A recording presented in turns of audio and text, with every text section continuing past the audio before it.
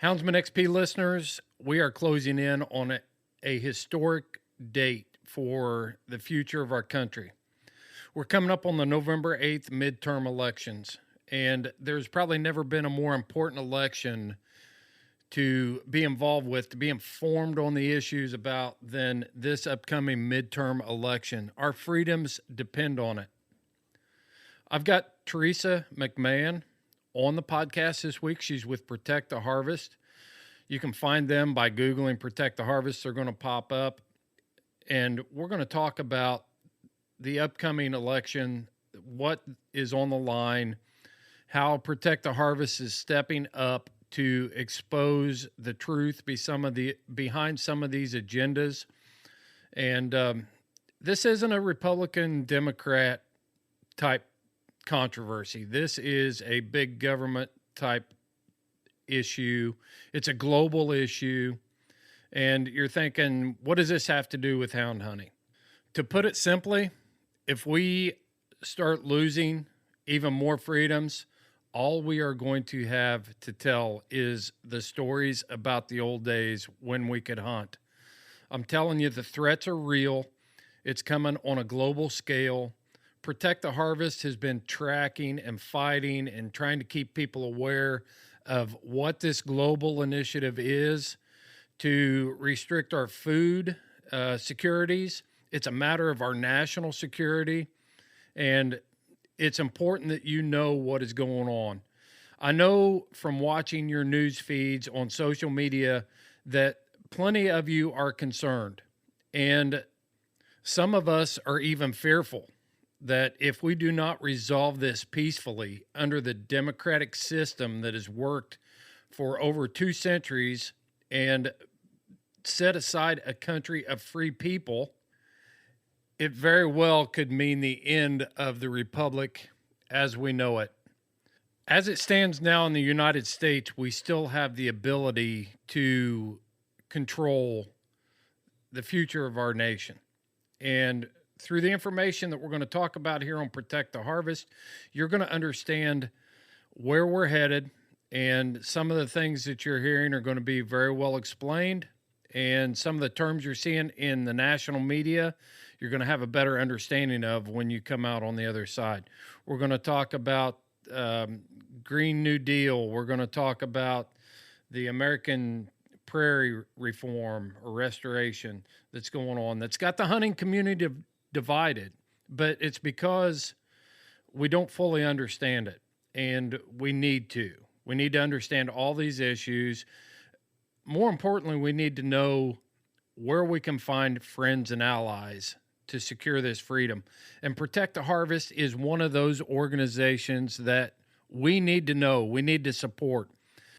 When mountain lion hunting came under attack in Colorado this past year, we got through that because we banded together with the farmers and ranchers of Colorado, houndsmen, trappers. We all came together and we defeated that issue. We saw historical defeats for the animal extremists all across the country because we knew who our allies were. We banded together and we stood up against it. Don't miss this episode. You're going to want to hear what Theresa has to say. They've got a campaign going on right now, counting down the days to our election, and you need to know what's going on. If you haven't registered to vote, do it today, and be informed about who you're voting for. When you dig deep, you're going to be surprised. It doesn't necessarily go along the lines of red and blue, Republican and Democrat. It's time, folks. There's no more time to waste. Our hound hunting community is very diverse. A few months ago, we dropped a post on our social media page wanting to see our ranchers and farmers in our community. We've got hundreds of thousands of people who make their living off the land, and Protect the Harvest is an organization that we should all know and we should all support. I'm not going to waste any more time. I want to get right down to it. It's time to get the tailgate down and dump the box. All right, so we've got, on this episode of the Houndsman XP Podcast, we are rejoined by Theresa McMahan of Protect the Harvest. And our goal for the podcast is to bring more information about Protect the Harvest, what you guys are doing over there, Theresa, and raise awareness in our community to make sure that we know the things, because the battles that you're fighting, because a lot of times the players are the same for the anti-hunting community, and the agenda is definitely the same. Very much. And so I think it's important that we know who our friends are out there, and we try to bring you on and let people keep current and up to date on what's going on over there, because I know that as a hound hunting community, we can't stand alone, and the ranching community is struggling as well. So we both need all the friends we can get. So how you been, Theresa? I've been great. The country has not. That's an unfortunate part. Is this going to be a doom and gloom? Well, it's. I'll say this: it's job security for both of us. Yeah. I wouldn't say it's doom and gloom. There's always a solution, and you always have to talk about the solution, because otherwise you just get off the call and we'd be just depressed. So I think that is so important to talk about solutions. Don't just talk about the problem. I get tired of seeing the problem. Like, I know what the problems are, and it takes 10 seconds to write a post on social media about the problem. I want to hear solutions. So yeah, the only problem is the people that don't know about the problems, which is why we're talking. So there are a million problems out there, unfortunately, and it can be very overwhelming to an average person to try to hear all this at once, but they have to start somewhere so they can get to those solutions. So agreed. Yeah, for sure. So what you guys been up to? It's been about a year since you've been on the podcast. And I think the last time we talked, we were heavily discussing the Happy the Elephant court case that was going on in New York. Yeah. And we ended up winning that case. So I know some of your listeners may not know about this. It was a court case to give an elephant habeas corpus, which is pretty much a human right to protect against false imprisonment. And our side won. So I'm sure hunters and people of your listeners are wondering, why in the world does it matter if an elephant gets this exactly right? What it does is it sets precedent. So it's any animal in captivity. So as soon as you give that elephant rights, you're looking at giving, high fence deer hunting. Does that deer get the rights of a human because they're in captivity, right? Or does your hunting dog get the right? There you go. Right. So it's all across the board. As soon as you set precedent with one species, it can move over to another. Right. So that's the biggest one we've had this past year. So the breakdown on that was there was a group suing that this elephant should have the same rights as you and I do. Yeah, that's the Non-Human Rights Project, and they've actually won quite a few cases across the world, but they have not managed to get any wins on human rights to animals in the United States as of yet. Now, they constantly bring this stuff up and bring cases to the front.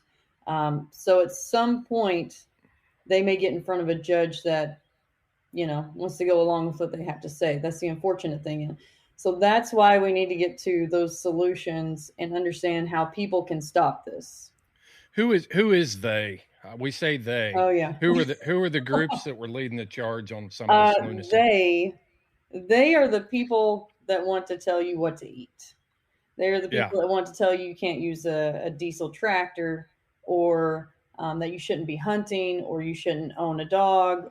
They are the people that don't want you to have freedom. That's a nice way of saying it. Most of they are the animal rights organizations and environmentalist extremist organizations. So when you think of PETA, Humane Society of the United States, the ASPCA, groups like the Center for Biological Diversity. I'm glad you hit on that one. Yeah, some other environmentalist groups that Mountain Lion Foundation, we could throw, Sierra Club. Yep. You could throw hundreds of them out there, but they're all in the general same club and all have the same mindset, which is, average person is bad. They don't know what they're doing. They're harming the environment. They're harming animals. And we are the ones we can fix this. We'll just tell everybody what to do. Tell everybody, you can't eat meat. You can't hunt. You can't drive a car. You can't own a dog. Yeah. Yeah. Yeah. Yeah. Yeah. They look at animals are not property. They akin animal ownership and animal husbandry to slavery. Yes. I mean, you go on and on and on. Yeah. Meat is murder. Always been kind of their MO. Most people have seen that and said they don't really believe that. Well, the reality is more and more of that is actually coming out now with these court cases, and they're actually openly stating, yes, we believe this is slavery. You shouldn't own any animal. And I think this new generation of disciples are the ones that have heard the propaganda long enough that they've actually adopted that paradigm that it's true. Yeah. I don't think the original founders, there might have been a couple, people in that organization that believed that. But when it really came down to it back in the early 70s, you had a few hippies out there that pushed the agenda. And now it's gotten to the point that the message has trickled down to the new generation that have taken up the mantra that are the foot soldiers for these organizations. Now they're really believing it. I mean, you see some wild and crazy stuff out there. And worse is now it's almost as if the animal rights groups and the environmentalists are almost meshing into one cohesive movement. So it's not just you don't need to own an animal. It's, well, your carbon footprint is going to hurt those animals. So they're adopting a lot of the same beliefs on both sides. And, well, that means you shouldn't be driving a car. That means you shouldn't be using electricity. That means, if you want to keep following it down the line, it ends up with a class of people that are in extreme poverty and then a class of people that get to tell the other people what to do. And that is what has always bothered me about the animal rights extremist environmental movement is the people sitting at the top of this pyramid. They're living on big bank accounts. They don't live like they want you and I to live. They are living high on the hog. They've got extra vacation homes and jets and big time bank accounts. Yeah. And those jets are filled with leather seats and, but you as a person can't go out and hunt a deer, feed your family. Yeah. It's complete hypocrisy. How do we as a community, you talked about the environmental community and the animal rights community. I hate to even call them animal rights, animal extremist community, that are meshing together.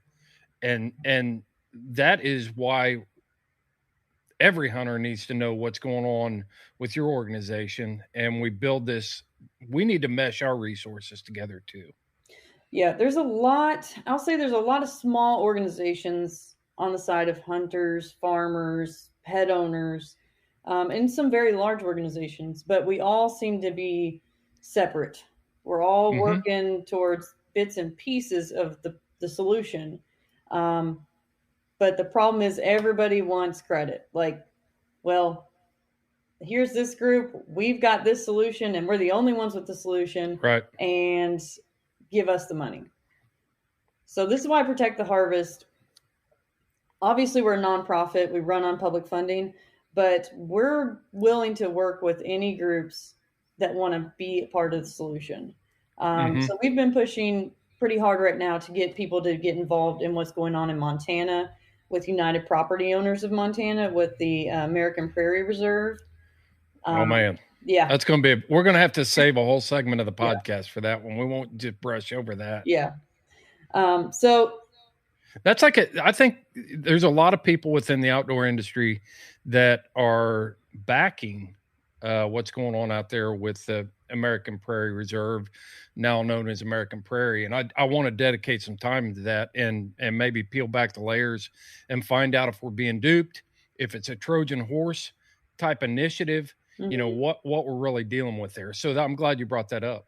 Yeah, That's a Pandora's box, because the group looks very nice and clean and proper on the outside. They know exactly what to say, but when you get let's roll into the first thing I want to talk about, because we're talking about freedom. We've only got less than 2 months now to the midterm elections, and a lot of gubernatorial elections in different places. And you guys are running a campaign, and it was 60 days. And the last time I saw it, it's 59 days. It's probably like 55 days now. Yeah. So what are you guys calling this thing, and what are you doing with this project? The project is 60 days to save America is what it is. So, I mean, obviously, as you get information each day, it goes down by each day. So, pretty simple math, even for me. Yeah. So, the problem was that we see this issue of everyone's got politicians in their area. These politicians, they know how to talk. They have perfected how to get money, how to speak to people, how to tell people what they want. And the average person doesn't look behind the curtain. The curtain pretty much is what it is. And what is this person actually voting for when they get into office? What do they actually believe? If somebody says, well, I've got an award from an HSUS, and it's a HSUS legislature award, what does that mean? Oh, they just must love dogs and cats. Right.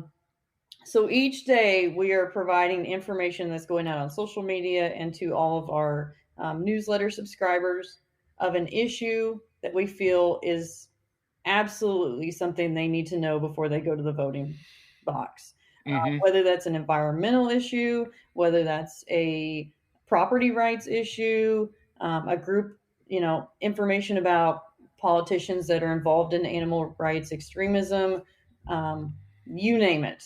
Stuff that is absolutely something they need to know before they go and vote. Because these politicians are in every single state, in every single district, whether people want to admit it, want to know it or not. They may even be voting for these people and not know it.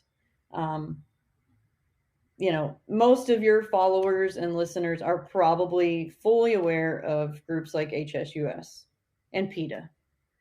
But are they aware of some of the groups that look to be good organizations, but are really not for hunting or fishing or animal ownership? And that's the problem.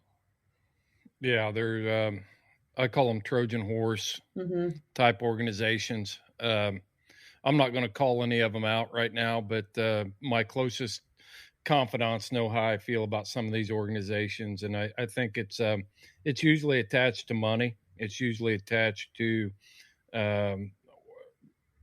clout, power, all those sorts of things. They want to be big in the space, and that takes financial backing. And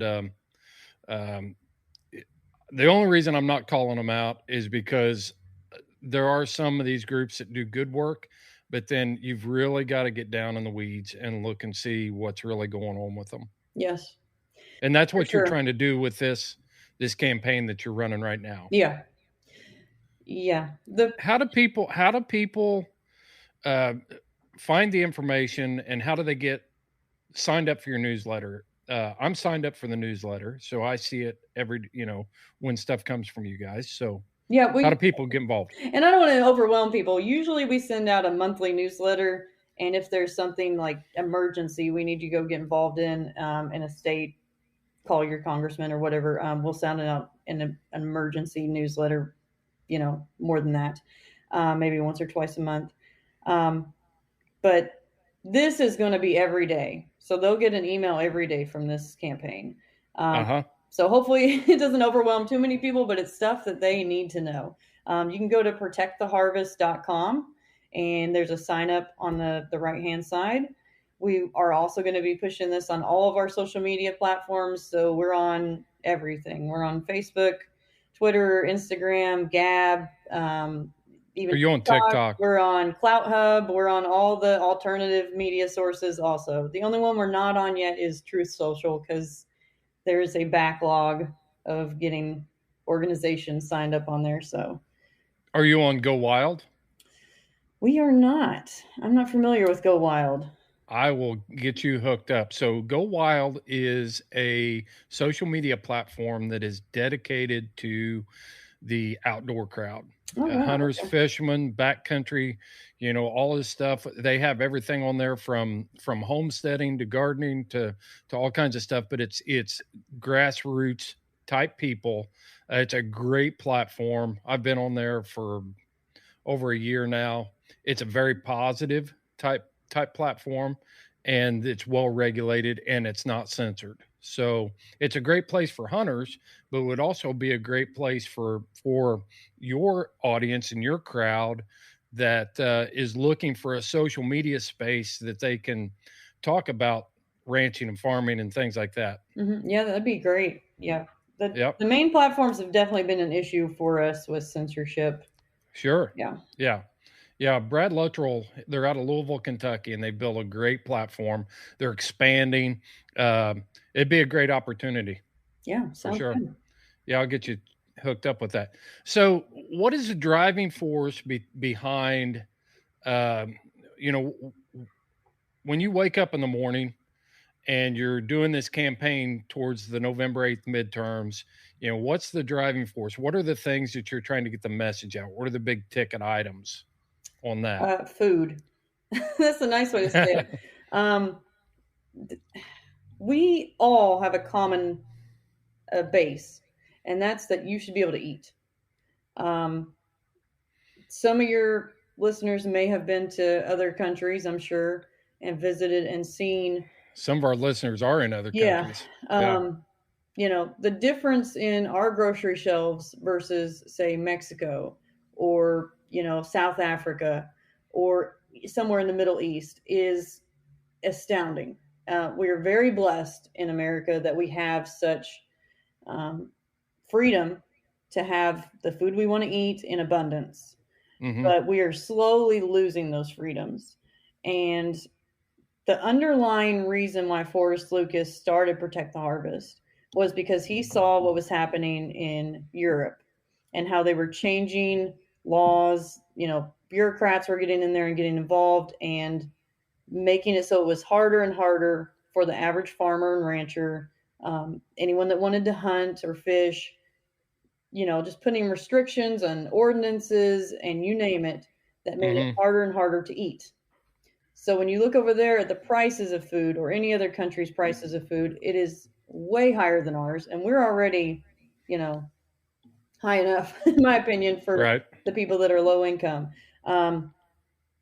That's the underlying issue, is trying to get people to understand that every decision they make when it comes to voting, showing up to a county commissioner meeting, showing up to even your school board meeting, getting involved with your local water boards or your property rights organizations in your area, every single one of those decisions is going to play into your food security.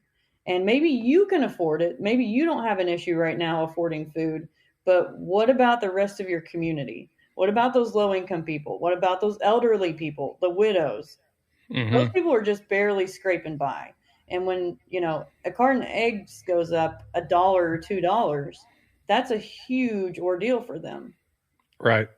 Yeah. What I've seen on foreign shelves, I've done a little bit of traveling internationally, not a lot, but, you've got the government controlled grocery store. Mm-hmm. So when you walk in, you've got oats, they could be rolled oats. It's just oats. And they're in the choice. They're in the, it's one price. If you want oats, this is what you're paying for it. Same with box cereal, same with milk, cheese, all of that sort of stuff. When you don't have that variety on the shelves and you don't have that competition among brands, then somebody gets to control what you pay for it. And that is what you're trying to fight against. And you're seeing that in the United States. Mm-hmm. Well, all over the place. And one of the big things that's just recently happened is you've seen these environmental social governance scores is what they're called. They're called ESG scores. And the main let's just say groups like BlackRock and Vanguard and some of these large investment groups, the groups that own everything, right? Yeah. They are very much pushing these ESG scores as part of the UN global initiative. They want a way to score every single product that you use based on how it's going to affect the environment, social impact, and governance. So that means if you have let's say you have somebody that's producing beef over here in a regular way. You got a guy over here who's producing beef and he doesn't use a feedlot. Maybe he just does grass finished. They're going to get different scores. And based on those scores, the bank is going to decide who gets a loan or not.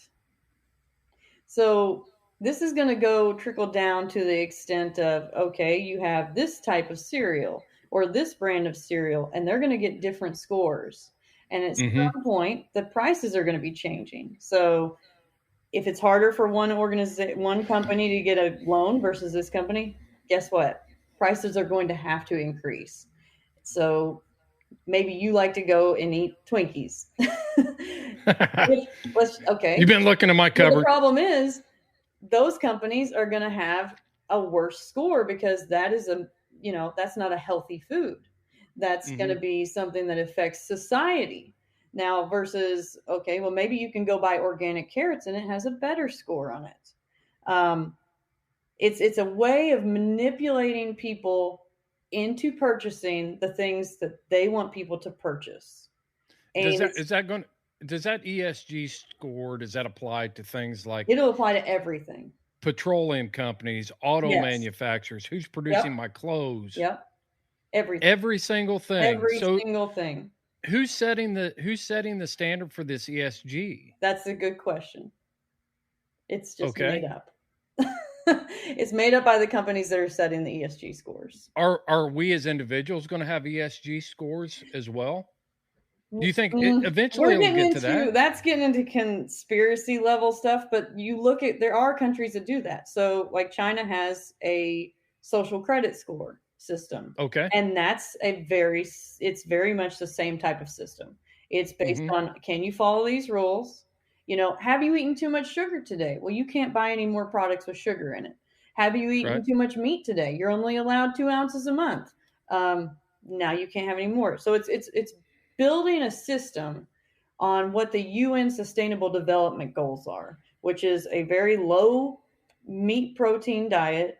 And, you need to lower your carbon footprint. So I don't know if this is speculation, but at some point they'll say, you can only have this much electricity. You can only have this much gas. You can only have this much sugar in your diet. You can only have this much meat in your diet. That sounds crazy. I'm fully aware that sounds like conspiracy level stuff, but if you go and read their documents, this is what they're trying to push. They're trying to provide limitations so that everyone is 100% equal. The problem is other countries, third world countries that are lower than us, it may raise them to an extent, but we are at the top of the food chain as America. So what's it going to do to us? If we all have to be on an equal playing field, that means somebody's going to have to be pushed down. And it's going to be countries like us. Yeah. Yeah. Countries with freedom you would go in the grocery store and there's 20 types of oatmeal. In other countries, there's one type of oatmeal. Right. Yeah, exactly.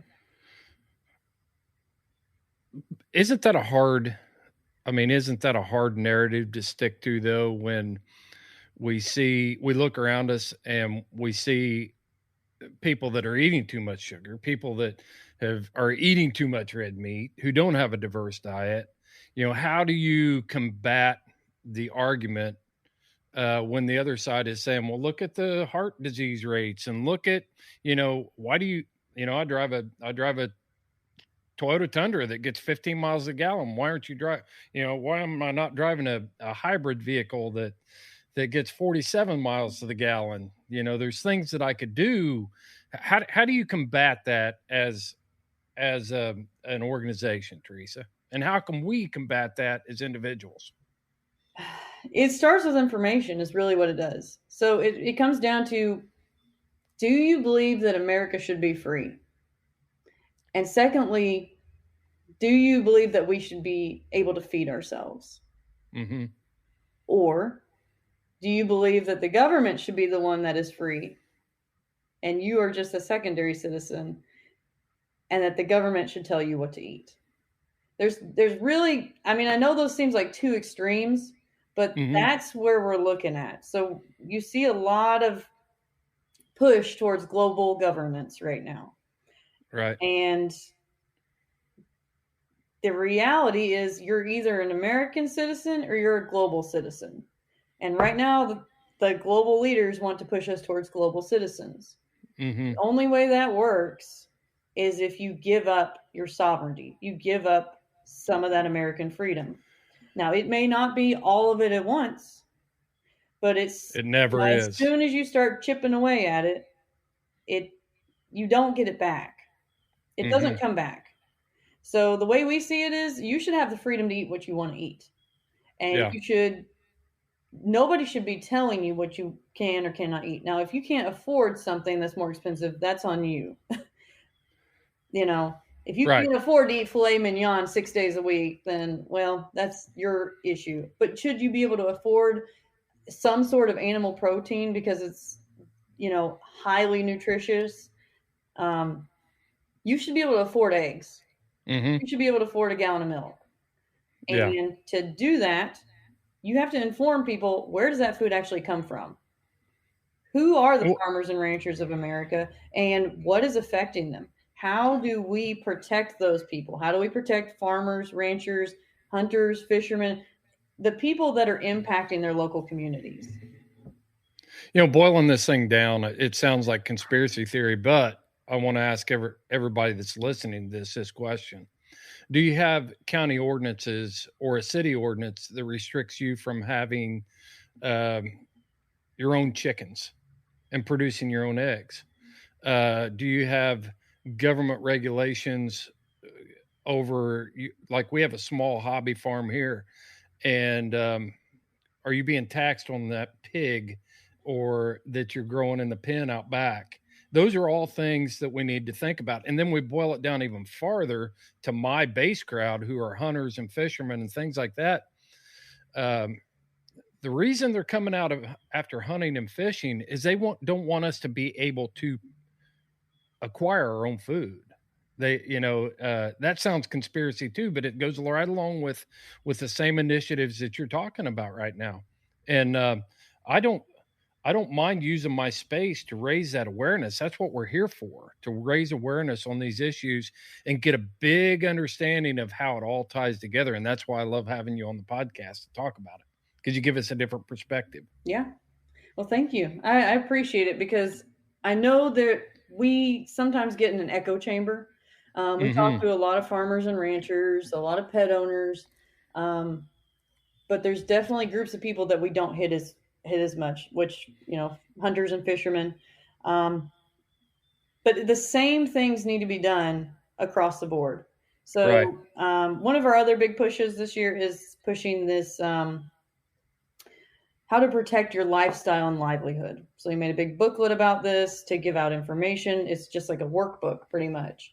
And how a person can just follow these directions, get involved in local community, and how that can make a difference. So whether it's, every single person that's listening right now, I know at some point spends time on Facebook or on TikTok, or does, has a TV that they're sitting in front of at some point during the week. Right. What is it going to take to get that person to give up 1 hour a month to go to a county commissioner meeting? What's it going to take for a person to give up 1 hour a month to go to a school board meeting? Whether you have kids in school or not, you're paying those taxes for that school. You should know what your community youth are learning. And some of this stuff is pure chaos. You would never, most of the people on here would never believe the stuff that they're teaching in schools right now, because it's not what they taught 10 years ago, 20 years ago, 30 years ago. It's not at all. Much different. Yeah. There's water boards in most people's counties, how many people are involved in their local water board, their watershed. Mm-hmm. Those are the groups that go and make ordinances that say, well, sorry, you shouldn't have lead ammo here because that's getting in our watershed and it's going to affect these birds and it's going to affect these fish. That's the groups that make the difference. And nobody wants to get up and get involved because they think, well, somebody else can do it. No, that's the problem. Nobody else will do it. And the people that will do it are your opposition. But Theresa, I made 4 Facebook posts last week about how I defend freedom on Facebook, but they, a lot of tough talk out there. Yeah. From, these American patriots. No, that's not wrong. That's not wrong. It's good to do social media work. Like we have volunteers that we train. I'm just saying, follow it up. Yes, because those board meetings aren't happening on Facebook. Right. The decisions for these ordinances and code changes are not on Facebook. They are in, usually in meetings that nobody attends. City council meetings, county commissioner meetings. How many people have called up their state representative just to meet them, just to say, hey, this is my name. I'm from this district. I just want to get to know you. These are the things I'm interested in. My family likes to hunt. My family likes to fish. I would just want to know how you stand on that. And most of these people will have a conversation with you. Even your local reps, your state reps, a lot of them will meet you. Hey, I want to take you out for coffee. Just tell them. I just met mine a month ago, right before, well, it's been a couple months now, right before Memorial Day. Yeah. And had a breakfast with him and just met him and talked to him.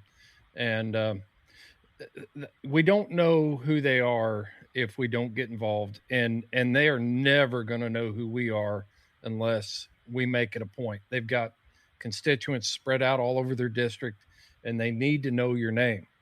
They need to know you. They're getting involved. They're getting invited, I promise you, to organizations and meetings and conferences that are 100% in opposition to your lifestyle. Mm-hmm. Now, whether they attend or not is on them. But our side isn't doing that for the most part. We're not taking them to a steak dinner and saying, oh, this is our beliefs and we want the government to be like this. And we want, we really don't think you should have hunting in this area over here because it's really affecting these animals. And we just talked to, we just talked to Brian Lim with the Sportsman's Alliance here a month or so ago. And, we talked about the ammo ban that they're trying to push on refuges and different things right now, and how that's not going to stop just on the refuge. It's going to expand into other national or federal property, public property. It's going to expand into state property because states always follow the federal regulations because the feds will threaten to cut off funding if they don't enact these regulations. So it's everywhere. It's constantly. How do you keep going, Theresa? How do you guys keep doing what you're doing? Because we're talking about some kind of dark stuff here and challenging people. What keeps you going? What's the alternative is my question. People ask that, and I'm like, well, what's your alternative? You just give up and you just roll over and say, well, they've won. I guess I'll just eat bread. I don't. Yeah, no. With my government flour and my government distributed milk and my government distributed eggs. I don't see an option to not. I don't see an option to not do it. Yeah. I don't think anybody else should. I'm sure some of your people are of faith that are listening. And I don't push my religious beliefs on people, but I will say that there's something that's just been stuck in my mind for the past 6 months. And it's that we don't war against flesh and blood. You're not here to war against your neighbor. You're here to war against principalities and powers. And it's not the individual person that we're fighting, because everybody's mind can be changed, informed, and educated. It's these ideas, it's these mindsets that, you should give up your control You should give up your meat. You should give up your private property rights for the better good. And that's not how the Bible says to live your life. And that's not how America was built on. Yes, you help your neighbor. You love your neighbor. But you should not be forced to do it. You have free will. The Bible says you have free will. America was based on free will. And if you work hard enough, you can get ahead. These groups do not believe that. Yeah. I'll give you a real world example of that. We went down to do Katrina relief. And yes, I was with the government when I went. What I saw when I got there was when communities come together, they can be so much more effective as citizens working together than the government solutions that come in. I was in communities in Mississippi that were hit by Katrina. And what I saw was neighbors over here helping this neighbor, communities coming together, total communities that were being self-sufficient in their own community without any government assistance. We'd go into the community there and what do you need? We're good. We're doing good. We're doing great. And you look around and they really are. And what I was seeing from places that were depending on the government to solve their problems, it was bogged down and it was, there were regulations and there were, all kinds of things that were holding back the progress. Not to say that there wasn't a massive need for resources and things like that during Katrina. There were, but it was amazing to me. And one of the things I picked up on is how effective citizens can be when they work together. Mm-hmm. And how much we really don't need government. Well, we need some. We can't just throw a baby out with the bathwater. I agree. It's not the government's job to tell you every little thing you have to do, how you can eat, how you can live, how you can use your property. That is not what the government was created for.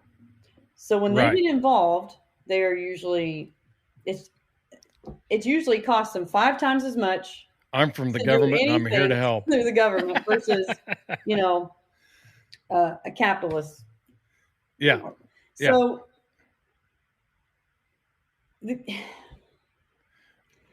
a person's free will to help their community, everyone should want to do that.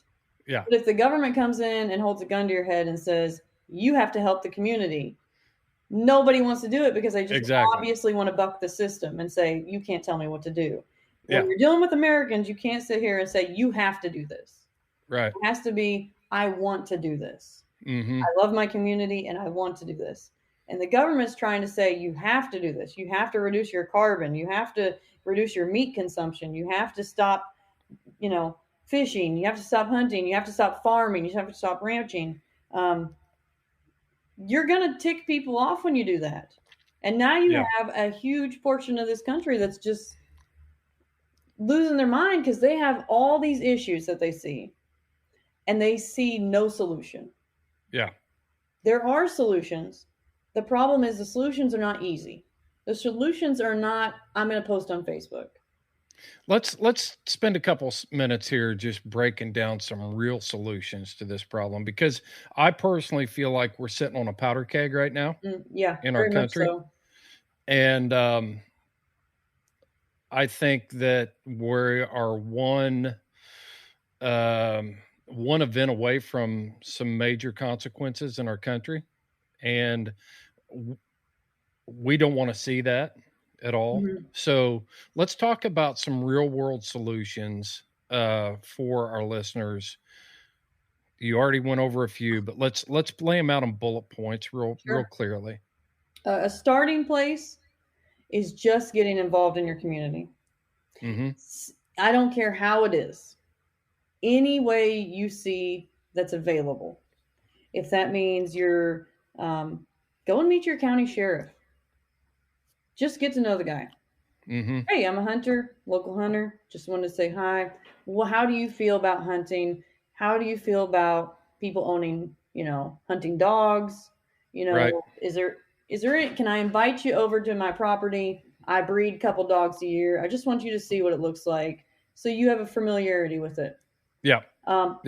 If you don't do that, and this is going to sound self-serving or maybe elitist from my point, because I had the opportunity working in law enforcement at the state level. I knew my sheriff and I knew things like that. I'll tell you what the observation was, though.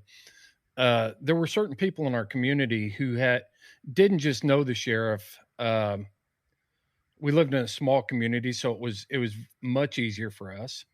But there were several people in the community that just had good standing with law enforcement because they made the effort to be cooperative, to be friendly, to do things like that. And same with commissioners and things like that.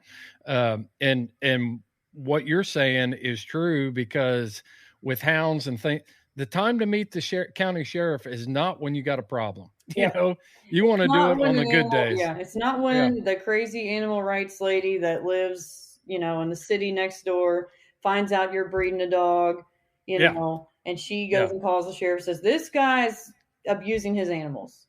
Exactly. You don't want to have to sit there and have to deal with that. Yeah. You want to say, these are the dogs. Listen, I take care of them. This is where they're kept. They get exercise. You want them to know what the normalcy on your property is. If something happens and you, heaven forbid, they're called out there and he says, doesn't look right. I've been out here before. This doesn't look like what I saw it like last time. Yeah. What's going on? Right. Yeah. Right. Okay. So that's one point. What's another point? Yeah. Getting to know county commissioners is another. Those are, you don't have to go far, right down the road from you. And see where they stand on property rights. How do they feel about the different, are they wanting to have more zoning, more regulations, ordinances? You'd be surprised at how many counties are putting regulations on, even not in the cities, out in the county, how many dogs you can have. Barking dog ordinances out in the county. If you got a hound dog, 10 out of 10, I guarantee they're barking at some point in the day, no doubt. Is that going to be a problem for you at some point when one of these guys says, you know what, I got a guy that lives next to me and his dogs bark all night. I'm going to introduce this little ordinance here. We're going to take care of that. Right. If you are not, and it sounds reasonable. It sounds reasonable. And I think as hound owners, we have a responsibility. There are ways to curtail that activity, train against that. A dog that's exercised and hunted, and they're not loud. They're tired, and so, but we have a responsibility there to be good neighbors as well as anything. But I'll give you an example. I had. The mail driver comes in my driveway every day that has turnaround on my barn lot. And I am concerned about the only time she ever sees my hounds is when they're tied up. She doesn't see them when they're running 5 or 6 miles in the morning, hunting that night, when they're in the mountains of Virginia, things like that. So I take, and they're right there where she can see them. And anybody can see them. So I want to make sure that I'm caring for every one of those hounds, that the area is clean, that there aren't hazards, things like that. Those are things that we can do to protect ourselves in addition to going out there. You said something key right there, is that they're tied up. Many people that have hunting dogs tie them up. Yep. I mean, obviously they're running throughout the day when they're hunting, exercising, but that's a huge issue going along almost all 50 states. There are people tethering bills. Yep. And maybe in those bills you can keep that dog out there for an hour, 2 at most, not overnight. Most of them say not overnight. They change the length. Not unattended. If it gets above 85, you've got to move them into climate control. If it gets below 30, you got to move them into climate control. Yep. So and that's something that people need to wake up to. My audience needs to wake up to it. And this is why you need to get involved, because those aren't happening at state levels. Those are within your grasp, within your reach, at your county level. The animal extremists they're attacking on multiple fronts, but the place that they can be most effective is at the local county level, and they can slowly chip away and regulate you out of business. So, I mean, how many people that are listening right now have actually called their county commissioner and said, hey, have you ever went on a hunt? Come with me. Yeah. See what it looks like. It's not us out there just beating raccoons in the head with a shovel. You know what I mean? Right. Some people think it is very barbaric. They don't know anything except for what they've seen PETA releasing videos of, honestly. Yeah. How are they going to know without somebody informing them? And the best person to inform them is the person that's doing the activity, which is the listeners here. The other thing is, how involved are people, in this listening range right now? How involved are you in your youth communities? So the ag world has 4-H. It has FFA. There's still a good chunk of kids involved in those.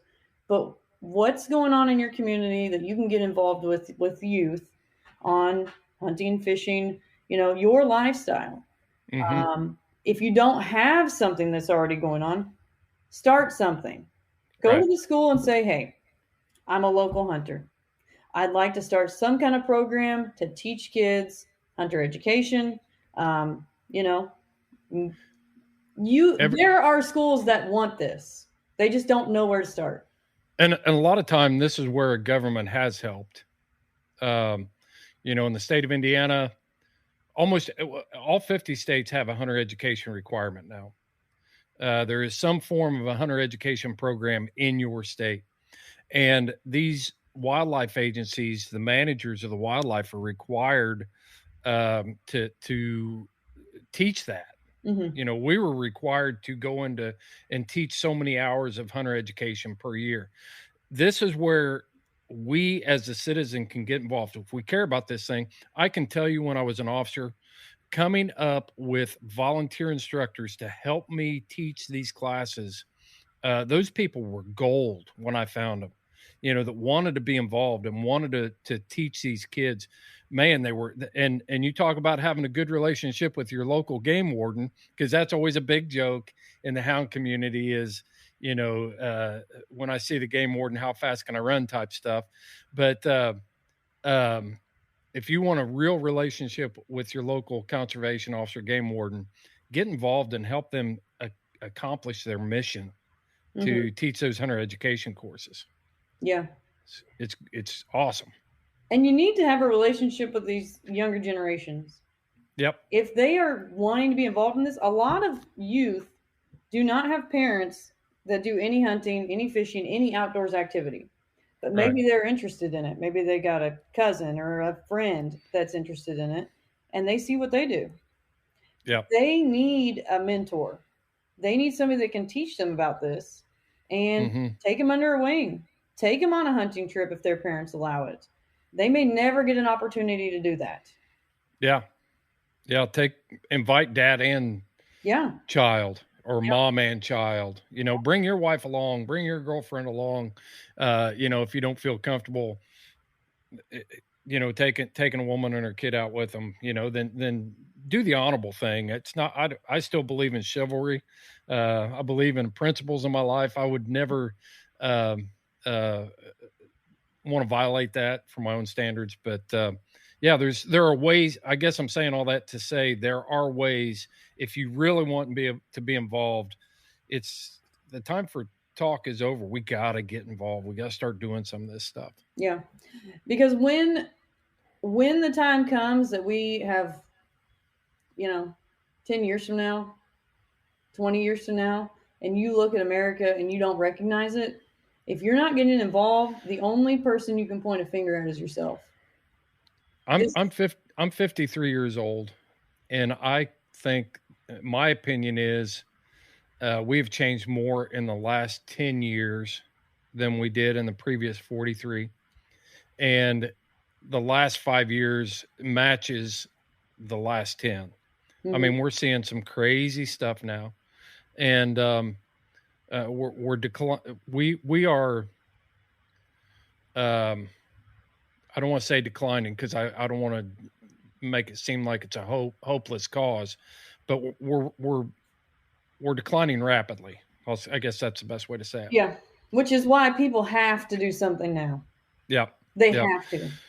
If the country decides to change, you are not your country. You are still your state. Each state has its own rights, and each county has its own rights.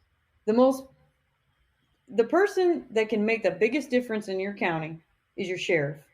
He is bound to protect that county and your rights. Your county commissioners are to protect your county. Whatever your state decides, your county has the ability to protect itself. And your state has the ability to protect itself from its country. And your country has the ability to protect itself from the world. So think about, if you don't want to get involved in your entire country issue, you don't want to run for office on Congress, that's fine. But what can you do in your state? And then what can you do in your county? And what can you do in your town or your city? And what can you do in your own home? Yes. It starts right there. Yeah. Turn off Facebook. Yeah. I hate to say that, because we are very involved in social media. But if you're just getting on there for, gossip time and all that, if you're not actually doing any solid work, then you're ignoring your family, you're ignoring your friends, you're ignoring your communities. Yeah. Yeah. So the campaign, the 60 days to save your country, a lot of that is rooted in, from what I've read, is related to the Green New Deal. Oh yeah.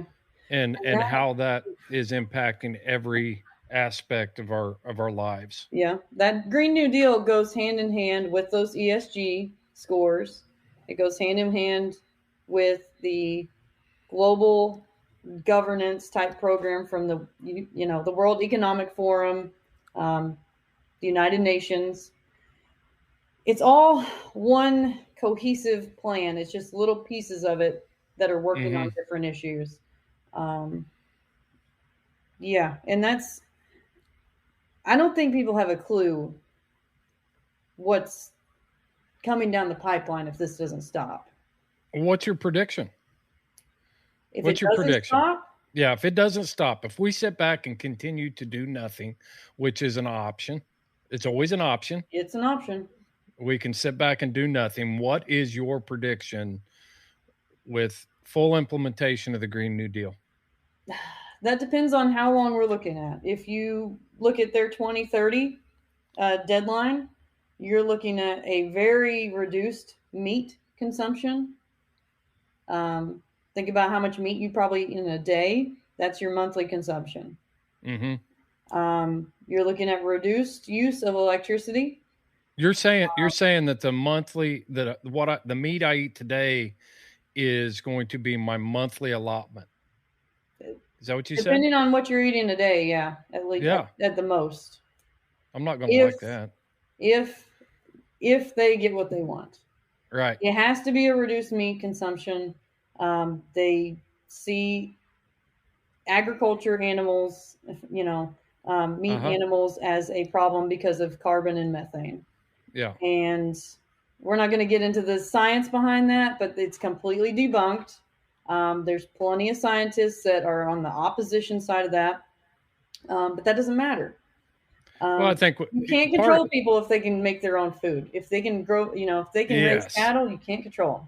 We just had John Bolin on a few weeks ago too, talking about self-sustaining homesteading type stuff, and that was a good podcast. But they don't want us growing our own food. The people that are pushing the Green New Deal or New Green Deal or whatever they're calling it, they don't want us to be self-sufficient. They don't want me to have. I mean, I saw declines in garden seed, and you go you go to the stockyard or you talk to your local beef grower, and it's like, man, we can't find cows, and it's all part of it. Yeah. Yeah. And with all this going on with petroleum, that's greatly harmed the fertilizer industry. Yes. You got a huge mega drought going out on the West. It's kind of like the perfect storm right now. Not for, it's not the perfect storm for them, really. Right. I do not want to think about what this Green New Deal. But we have to. We have to. I understand that. I try to look at the positive side, because if you just stick on that negative, it is overwhelming. America has to wake up, and they have to do it now. They have to get involved in their communities.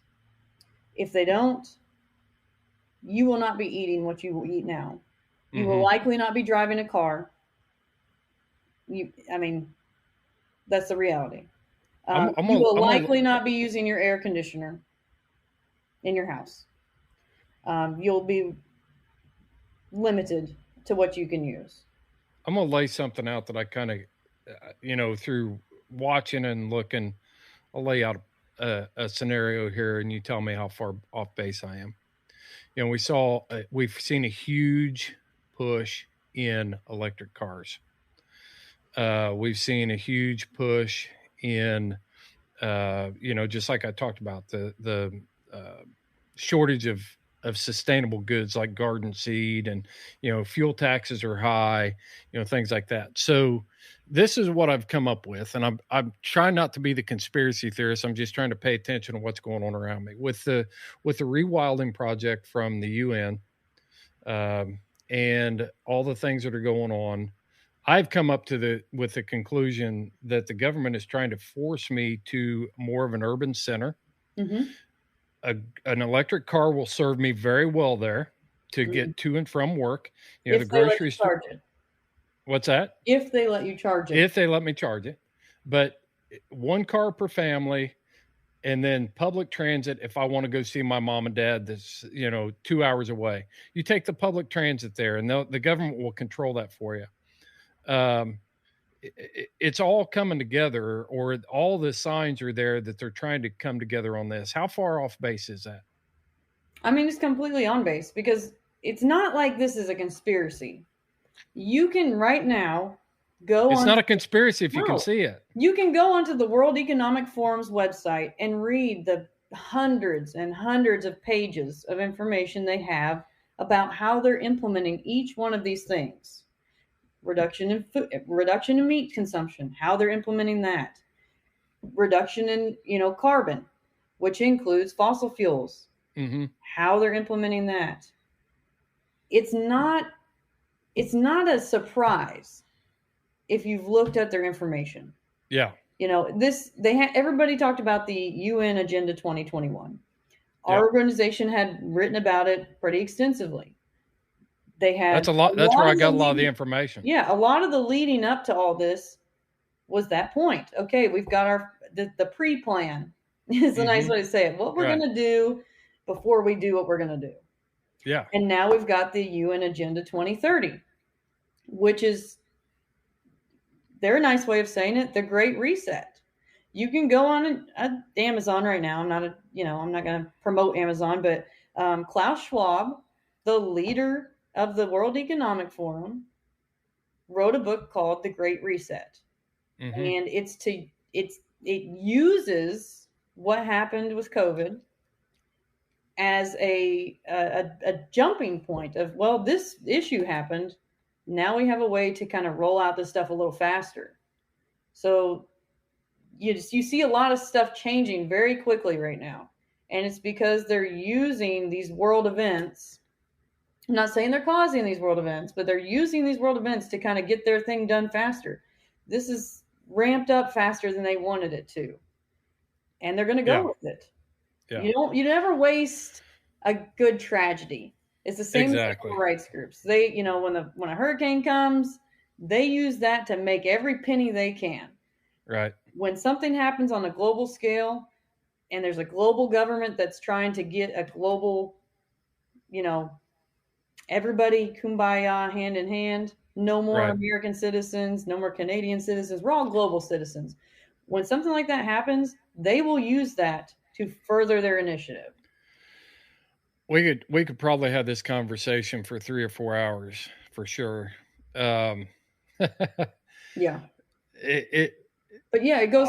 The rewilding is just one of those little chunks that goes along with it. If we can rewild those wild areas, those areas that are rural communities. Well, you can't have barbed wire fences if you got to have those deer in and out, and those wolves in and out, and the bear in and out, and any other animals that they want to freely go here to there. Yeah. A lot of people that I know, and myself included, I like to romanticize about the good old days. But the good old days involved dirt floors and houses, no electricity. The dogs ate what they could find. If we continue to allow this agenda to be pushed forward, people are already complaining about the cost of dog food. Well, when you can't grow the ingredients to make the food, you're going to have to come up with another option. You romanticize that time period, and you may end up getting back to that point. Exactly. Yeah. And I'm not, there's certain creature comforts in my life that I'm glad that I have. Yeah. And I think I could go back and do it again, but do I want to? No. So it's not always the good old days. And the problem is, like me, and there are people that will survive. There's always going to be people that survive. We're Americans. A lot of people know how to hunt, fish. Right. They can, grow some chickens. There's a lot of people that won't. Yeah. They have to become reliant on the government if something happens. If the UN gets its way and all this does happen, people will have no choice. Mm-hmm. They're going to have to rely on that. They don't have an understanding of how to go and hunt food or how to raise, you won't be able to buy the ammunition. Yeah. Do you know how to make an Ojibwa bird trap? Do you know how to set a deadfall? All the things that you're going to have to know in order to supply food, because you're not going to be able to get the bullet to do it. Yeah. And I don't want people to think like this is the end of our country and everything's about to collapse. I'm not saying that. We're just saying wake up. There's some big stuff happening. People have no clue. I mean. Right. Well, we talk about the good old days. I want to get into our next topic and spend a few minutes and just give us that 30,000 foot view about it. But the good old days. Let's talk about the American Prairie Reserve and the project they're working on out in the Missouri Breaks, because on the outside looking in, even people within the outdoor community have embraced this concept that we're going to restore the American prairie, have free roaming bison. Everything's going to be this utopia for wildlife. It's going to be a beautiful thing. Mm-hmm. And the American Prairie Reserve, now known as the American Prairie, I guess it's just the AP now. Mm-hmm. What's really going on there, Theresa? So our involvement and most of our research into that has been up in Montana, where they've purchased some grazing rights on public lands. Mm-hmm. And it's Montana. Montana people own land, and they own lots of it, and they own, they may have cattle out there on grazing land on the BLM land. And that's the issue, is that their organization shouldn't legally be able to do that. Mm-hmm. But people, if you got a smooth talker, and they're a smooth talking group that's there to say, we're going to fix the land, we're going to put these animals back out here, and everything's going to be great, and it's wonderful. Yeah. That's not generally how it works. It doesn't work that way, because you're introducing an animal into land where another animal is. Mm-hmm. So we now have cattle. We don't have a lot of bison. There are people that raise bison. I don't want to say that there aren't. Right. But they're not. Cattle is our main source of beef, our meat source in this They're tuberculosis-free bison. Yeah, right. Well, I mean, the ones that are being raised. Most people that are raising, yeah. Yes. Yeah. And so they're not spreading it to other animals. Right. You have a group that thinks it's great. We want the prairie to be back to the prairie. And I understand why they think that. I saw one statement, restore it to Lewis and Clark days. Yeah. I've read the journals and things of Lewis and Clark, and I was enthralled. I was like, wow, wouldn't that have been cool to see that? It'd been cool to see, but we have people here now that we have to feed. There you go. That's the problem. There are people that have to be fed. And these ranchers have to have land to raise these animals. Well, let's do it down in Kansas. These animals. Let's do it down in Kansas. Let's do it down in They're doing it Texas. Everywhere. Yeah. Yeah. And there's still food shortages right now. We're trying to grow it everywhere.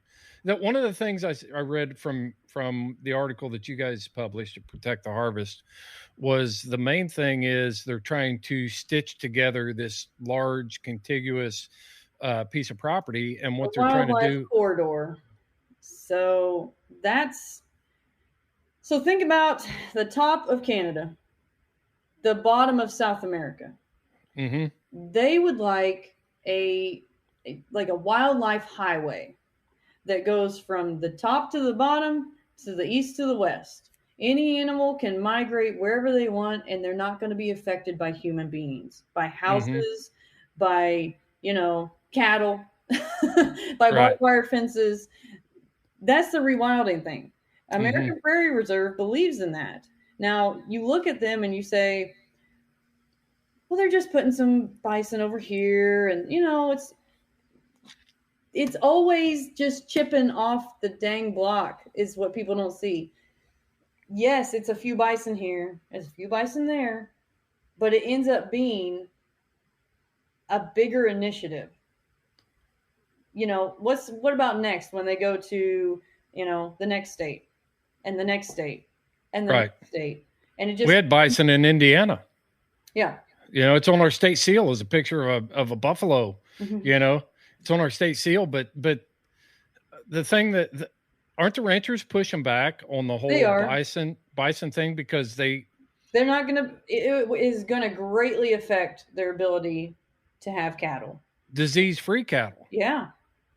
They're major carriers of tuberculosis. They are. And if they think that those cattle or those bison are just going to stay where they want them to stay, that's not the reality.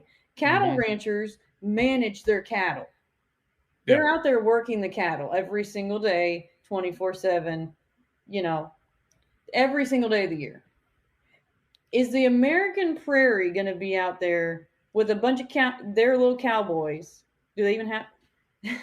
Are they going to be out there managing these? No, they don't believe in management of the species. They believe in rewilding.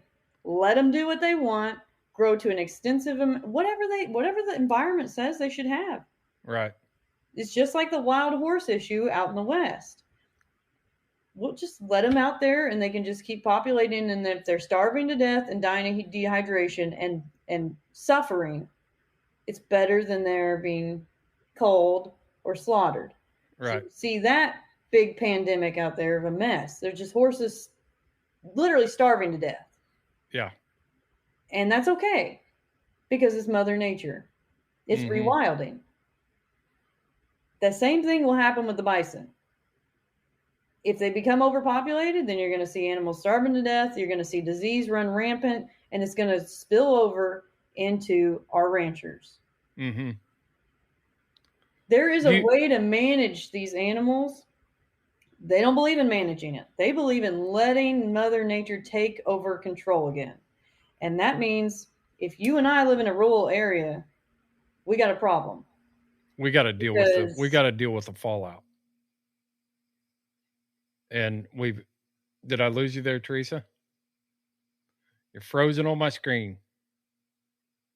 See if Theresa comes back. But basically what this AP thing is, what we've got going on is in the greater Yellowstone area, ranchers are already seeing a an increase in bovine tuberculosis, and it's adding excess cost to already a financially strapped community there. So that's why I wanted to talk about this. I wanted to make sure that people were not being bought in or drawn in. Okay. There you go. There we go. I don't know what happened there. I was just covering some of the finer points of the APR deal. I talked about Yellowstone and how the ranchers around Yellowstone are actually seeing more threats for tuberculosis in their herds, which is costing them more money. They've got to draw blood. So it's adding financial burden to their already slim profit margins. And, that's just right around Yellowstone National Park where there's a healthy brucellosis. I'm sorry. Tuberculosis. Okay. Yes. I was like, yes, okay. I'm sorry. I didn't catch you earlier. Yeah. Thanks for correcting me there. No worries. We fought, we're a bovine tuberculosis free state. So I've got that term stuck in my head, but you're right. Brucellosis. Yeah. Yeah. Thank you. So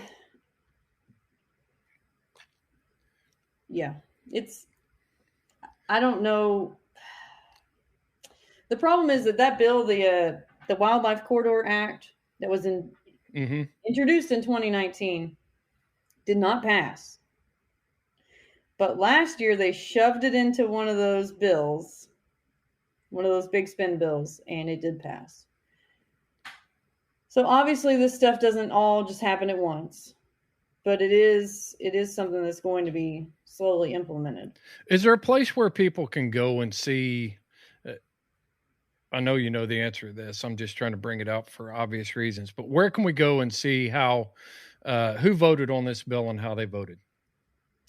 So the thing with that is we are a 501c3, so we can't tell people how to vote. Right. We can inform people of the issues and inform them of people that are involved in extremist activity, including legislature members. So we did not put that information on our website currently, but you can go to any of the legislative websites, any of the .govs that are involved in legislature.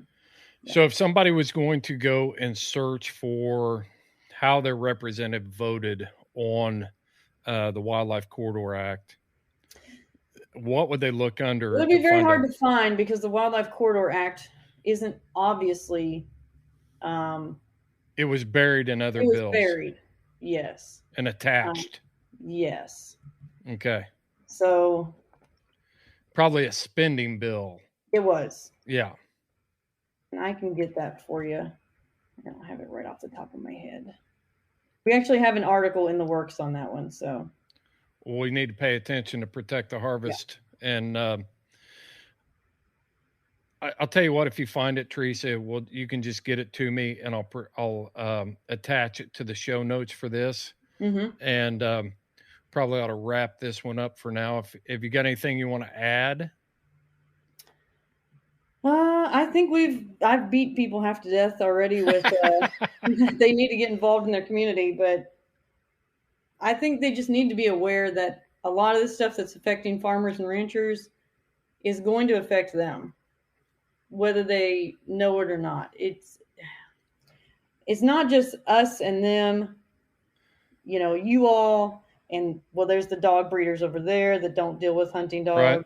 It's everybody has to be willing to work together on this stuff. A lot of our audience, we have several farmers and we have several ranchers that are in our community and that listen to this podcast.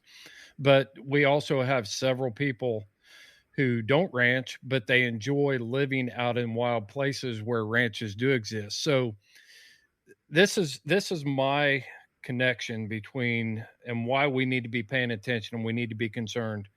That small community that you're living in Montana is supported by the ranching community. They spend a lot of money in your local community. And if that goes away, you're not going to be able to live there. There aren't going to be any resources for you to live there. There are not going to be any jobs. That rancher buys stuff at the hardware store. Maybe you work in the lumber yard there.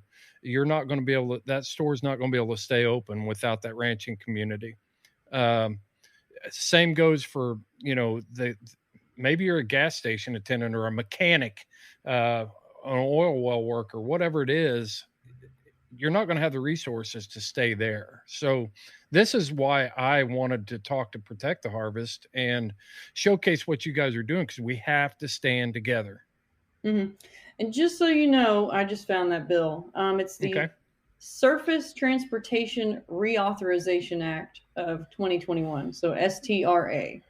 Okay. And that is a pretty, the funding for these things to go through. So there are states that have already passed their own rewilding bills, Florida, Virginia, Colorado.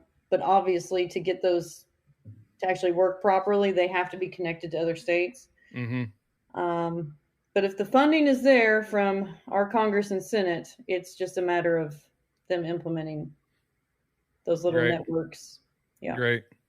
Well, tell us again, go through Protect the Harvest again and tell us where your website is, how to sign up for the newsletter, of course, social media updates. Sure. Just protecttheharvest.com. Real easy to find.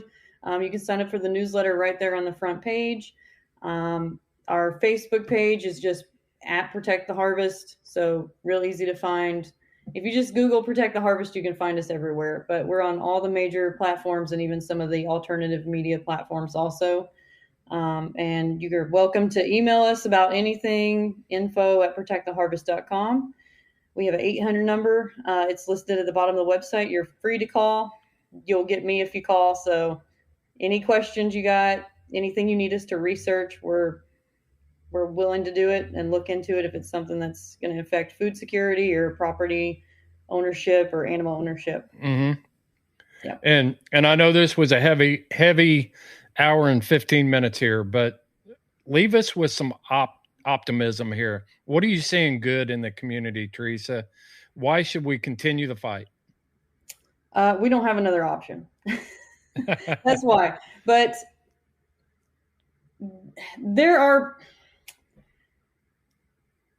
it's the only way we can do this is we have to work together.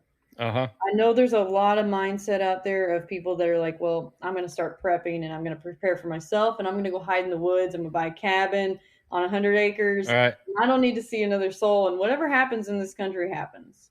Yeah. That is not the way to go with this. That's not realistic thinking. That's not realistic thinking. And, go out there and live in those woods by yourself for about 10 years and see how you feel. We are human beings. And we are products of our community. And you, as a citizen of America, have to give back to your community. This country was founded by the people and for the people. And we obviously are always thinking, well, those people are politicians. Yeah. That's wrong. You are the people. You're the ones that are controlling what's happening. And we, unfortunately, are the only ones that we can blame is ourselves for what's happening in this country right now, because we have not been involved. That's a somber thought. When you got to look at yourself in the mirror, I better just stop. Yeah, it's a rough thought, but here's the thing. You can start today. You can start tomorrow. There you go. You can. It's not like, well, I've just thrown my whole community and it's in the trash now. You can change it and you can spread that change to other people.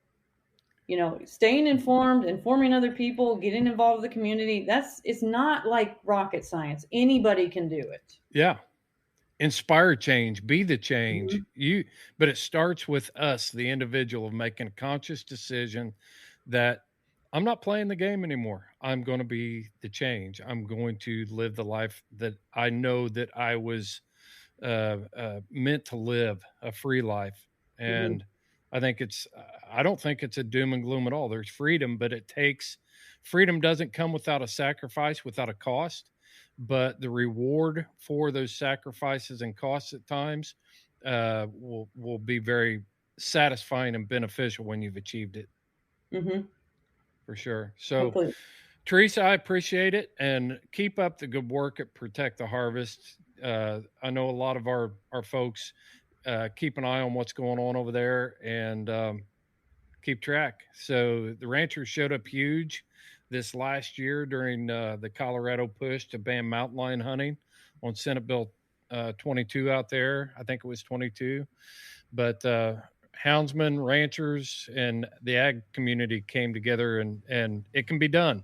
Don't just throw your hands up out there and, think that, well, that's a ranching issue. No, it's all our issue. We're as free Americans. So thank you, Theresa. Hey, thank you.